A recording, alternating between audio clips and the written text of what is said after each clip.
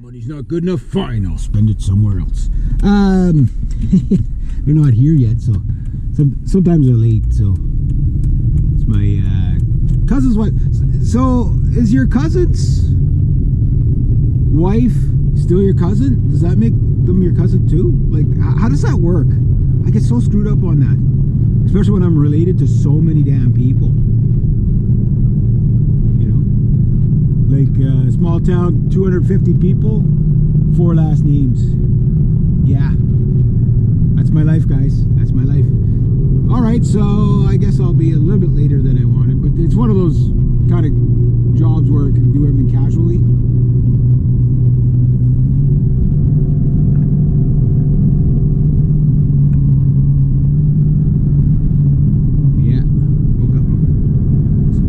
That open there, they were driving with it.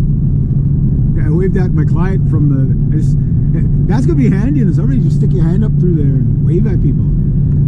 Just get one of those little fake hands there. You just hit the button, just pops up, waves, comes back down. That would be awesome. I don't know if you guys seen those ones that you put on your dash and it's like that. So it's like the auto waver. So the first time I saw one, I waved. It was like. The guy must be sitting there just laughing. It's like everybody waves at me thinking it's a real hand, but it's not. It's just like, it's the wave. It's like, I was like, I gotta get one. Where, I don't know where you find one of those. But it's like magic. Is his dog driving?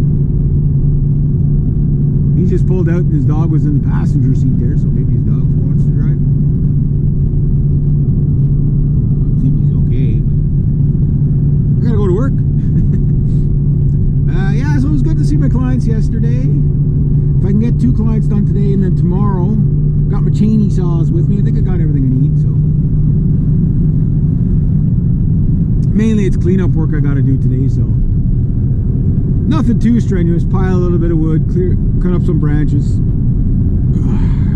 rake, lots of raking.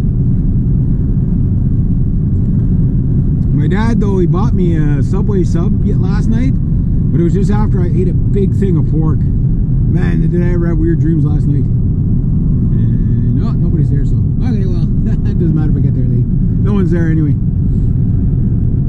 They don't care what time I show up because they're like, I usually, like in the summertime, I try to plan it around what's best for my clients because, like, I don't like to wake up my clients. You know what I mean? Like if they've been up an hour, okay, then I'll show up. You know, like, you know, because after about an hour, you're cohesive. Like that first 15 minutes, like don't talk to anybody. Like it's just like, wait, what? You know, they're all dopey and stuff like that. So I usually like, okay, well, let me know what time you, what is that sound? My tire rubbing against something? Do I want to know what that sound is? Probably not. You know, if I actually knew all the dangerous things on all the vehicles I drove, I probably wouldn't sleep at night. Although I didn't sleep great the night before because I was so hyped up from playing live. Did you guys enjoy that little, I know it wasn't really good because, you know, it was just an improvised, unrehearsed, and they didn't know the songs I was playing and whatever, but I thought they did okay, you know what I mean? And I did okay with their songs. Most of their songs like country or blues, so I do rock and metal, right? So I kind of regret not filming Amanda though, because she busted out a couple of tunes and she sounded really good. And I was just about to pull her up on stage, and they had to shut it down, which was too bad because I wanted to do Simple Man with her. That would have been a lot of fun. Have the drums there and electric guitar. Oh yeah. Really digging that new Charvel. I don't know if you guys. You know, if you guys are even interested in that stuff. I know some of my subscribers are, some of my subscribers are not, but what a monster sounding guitar. Like my best 3 sounding guitars I think is probably still that Jackson RRT5 Rhodes V that I bought a few years ago. That one's just so good. And then after that, it's between my Hammer Diablo and this Charvel. And the Hammer Diablo and the Charvel have the same pickups and the same body. The main difference was the Diablo had a rosewood fingerboard. This has a maple fingerboard. Other than that, everything else is pretty much the same. It's a slightly different shape of each guitar.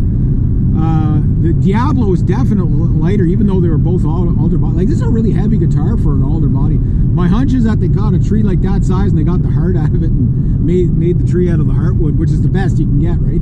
But it makes it a bit of a boat anchor. Like, it doesn't look like it's a big guitar, but when you go from like Gibson SGs and Flying V's, like, and weird shaped guitars like that, and even the PRSs, like, those things are thin and tiny in comparison. Like, this thing's like a big Fender Strat. Like, it's like that thick. You know what I mean? Well, maybe not. Well, probably about that. At least 2.5 inches thick. You know, it's a big boat anchor, right? So Melissa called it Blue Wavy. I heard Blue Weenie, but she said no, Blue Wavy, not Weenie. But then when I was playing yesterday, the large guitar sounds that were coming out, I'm like, I could call this thing Blue Chunky. I don't know, the Big Chunky, because it is a chunky sounding guitar, like, very impressively. And which is weird because the JBs aren't as hot as the Duncan Distortions, but they're just slightly behind, right?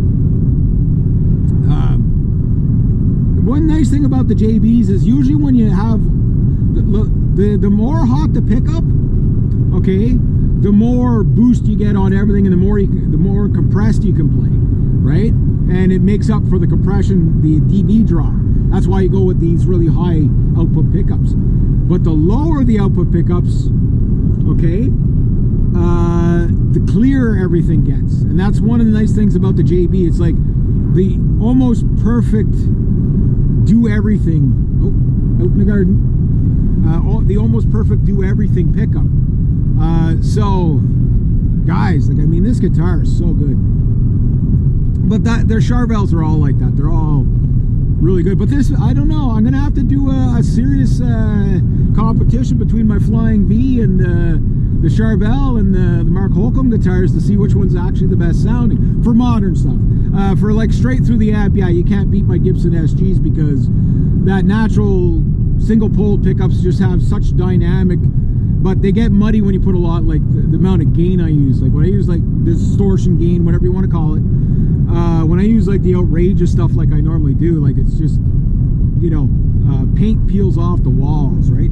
But when you do that with the SGs, they get really, really muddy sounding. So like them, they sound really nice when you're just straight through the amp, right? So different tool, different job, right? But for modern sounds, yeah.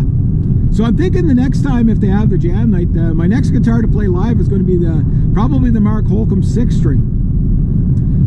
Because I've had the 7-string on stage, or, well, played live with it. Was standing on the ground, that was my stage. But yeah, so a lot of really cool things happening like that. So if I can get together with Brian and Marina, or Marin, however you say her name, Germany, if I can get together with them, get a couple of songs, because I think they would really enjoy it if I knew some of the stuff that they were doing, because I know they enjoyed my guitar playing. But they also got that other guy, I can't think of his name, this old guy, he's probably a Guy or Jean Guy or whatever his name is, I can't, Marcel, something like that, Andre, Etienne, something, I think it might be an Etienne, he might be an Etienne. Those are like Quebec names right there. Yeah, Pierre Junior, Pierre Double Junior, Pierre Triple Junior, and Pierre Senior. It's kind of like, you guys remember the show Newhart? Hi, I'm Larry. This is my brother Daryl. This is my other brother Daryl. This is my favorite part of the entire show. Larry, Daryl, and Daryl.